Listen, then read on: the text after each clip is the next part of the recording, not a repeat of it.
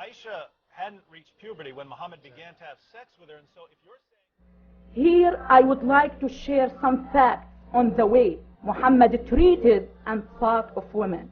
As a married man, Muhammad raped Aisha when she was 9, he was 54. As a married man. Occupatevi che Maometto era pedofilo, aveva una moglie di 9 anni. Uno dei cinque profeti maggiori dell'Islam. Maometto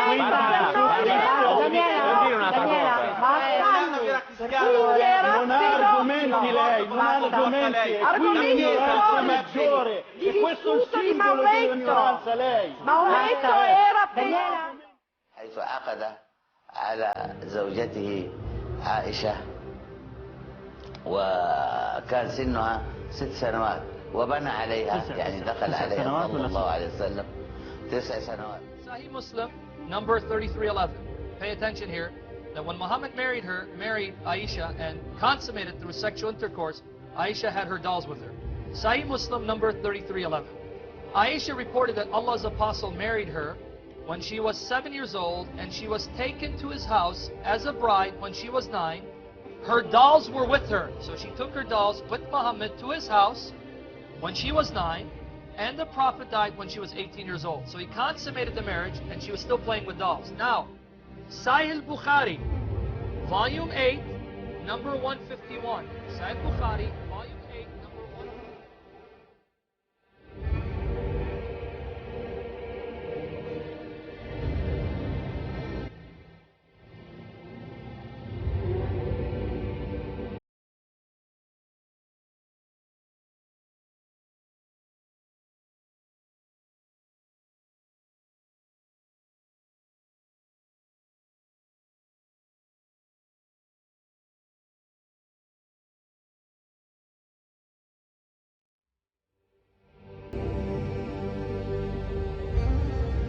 المسلمين منقسمون تجاه هذه المرأة، لا الجميع يقدسونها، لأنه الغربيين كثير منهم يشنعون على رسول الله صلى الله عليه وآله من نافذة عائشة، يعني من نافذة أحاديثها المختلقة المكذوب.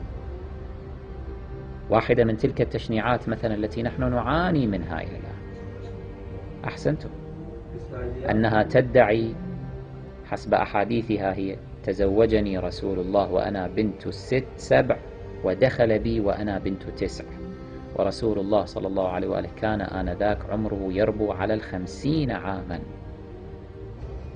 فيقولون: كيف لرجل يتجاوز عمره 50 عاما شيخا كبيرا في السن يتزوج طفلة عمرها 7 سنوات ويدخل بها وعمرها 9 سنوات؟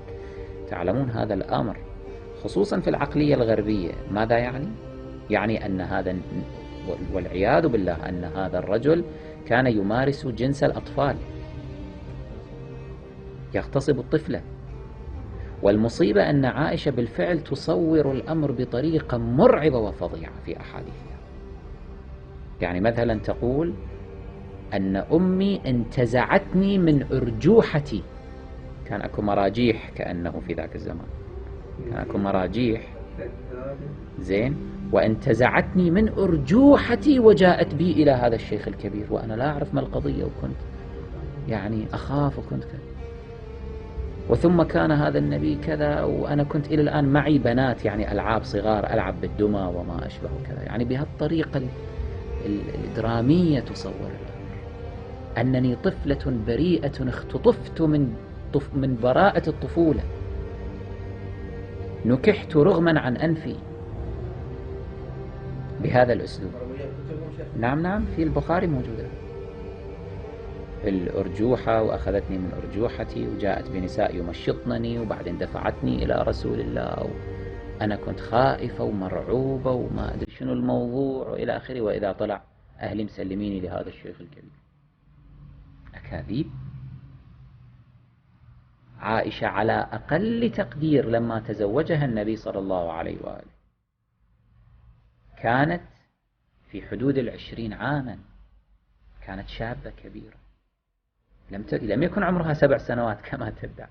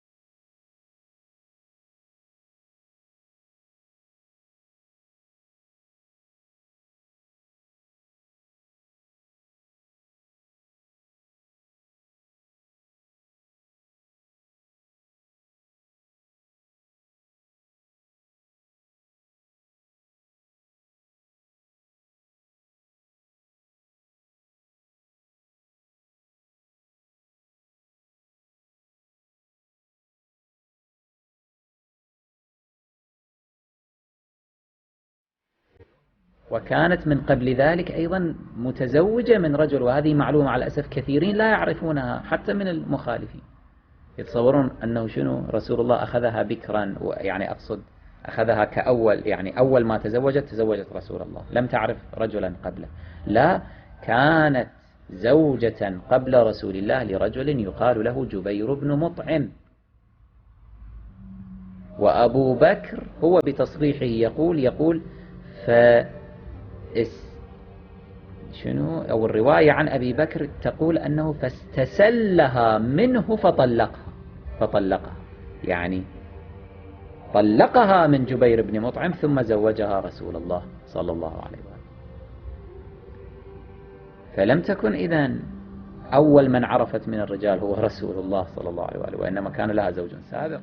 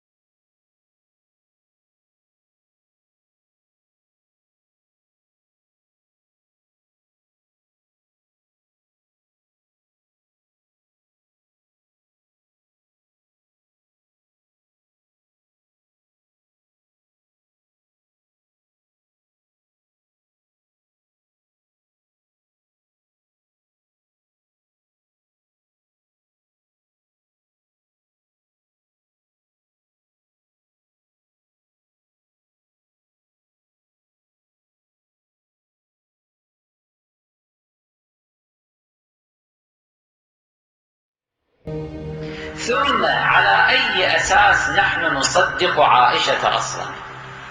هل عائشة موثوقة؟ عائشة هل يمكن الوثوق بأحاديثها أصلا؟ كيف يمكن أن نثق بحديث امرأة هي تصرح والمخالفون ينقلون بأنها تكذب، ومو تكذب على إنسان عادي، تكذب على رسول الله سيد الأولين والآخرين ولا تخاف العقاب؟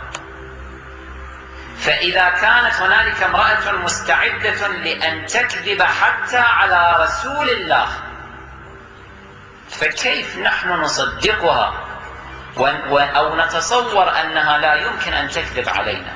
نحن من حتى لا تكذب علينا عائشة؟ كيف نثق بحديث عائشة والمخالفون بأنفسهم يرون أن رسول الله وصفها بأنها رأس الكفر، مو كفر فقط، رأس الكفر، زعيمة الكفر، ووصفها بأنها قرن الشيطان؟ لاحظوا الرواية وبالمصدر بالجزء بالصفحة كعادتنا، حتى واحد مخالف بعد لا يأتي ويقول أنتم تكذبون. روى أحمد في مسنده، إمام الحنابلة المذهب الحنبلي هذا المعروف، مذهب الوهابية هذا إمامكم، شوفوا شنو يروي عن عائشة حتى تكفرون بإمامكم يمكن يوم من الأيام. روى أحمد في مسنده الجزء الثاني الصفحة 23 عن ابن عمر، الرواية هم عن واحد من أحبائكم، مو عن الحسن والحسين، مو عن سلمان، مو عن المقداد، لا عن ابن عمر ابن الخطاب عبد الله بن عمر.